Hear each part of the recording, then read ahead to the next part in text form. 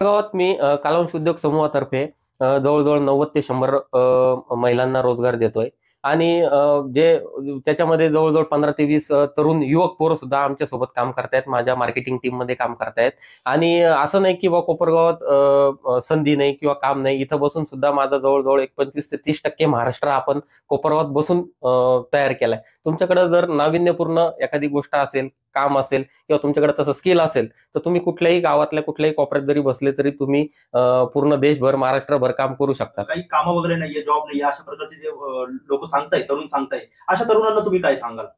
आणि काय झालं पाहिजे नेमकं या कोपरगावमध्ये? हा बऱ्याच दिवसापासून न्यूजमध्ये येतंय की कोपरगावमध्ये दहशतीचं वातावरण आहे.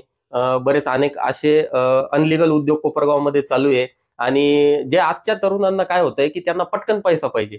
म्हणजे एखादी गोष्ट त्यांना इन्व्हेस्टमेंट करून, थांबून, विचार करून आणि त्याच्यावर अभ्यास करायला त्यांच्याकडे वेळ नाही. त्यांना पटकन आज ₹1000 ₹2000 पाहिजे. तर हा पटकनचा पैसा हा पुरत नाही. हा कुठंतरी तो वाईट मार्गाला किंवा व्यसनाधीनकडे नेतो आणि एखाद्या व्यक्तीला त्याच्या कामापेक्षा जर जास्त मोबदला मिळाला तर तो 100% व्यसनाधीन होणार. एखाद्याचं स्किल ₹300 ₹400 रोजाचं आहे, त्याला जर चुकीच्या पद्धतीने मिळवलेले ₹2000 जर त्याला मिळाले, त्याला समजणार नाही त्या ₹1500 काय करायचं. मग तो व्यसनाधीनकडे जाणार, काही दुसऱ्या गोष्टी सेवन करणार. याच्याने तो कोणाशी तरी तुलना करणार, बरोबरी करणार आणि या दृष्टीने क्राईम वाढत जाणार. काय झालं पाहिजे कोपरगावमध्ये तरुणांसाठी?